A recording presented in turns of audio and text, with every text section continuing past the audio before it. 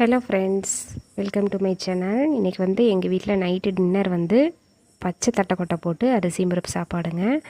அரிசி பருப்பு சாப்பாடு வந்து எங்கள் வீட்டில் எல்லாத்துக்கும் ரொம்ப பிடிக்கும். பர்சனலாக கொங்கு நாட்டில் இருக்கிறவங்களுக்கு எல்லாத்துக்குமே அரிசி பருப்பு சாப்பாடு வந்து ரொம்ப பிடிக்குங்க.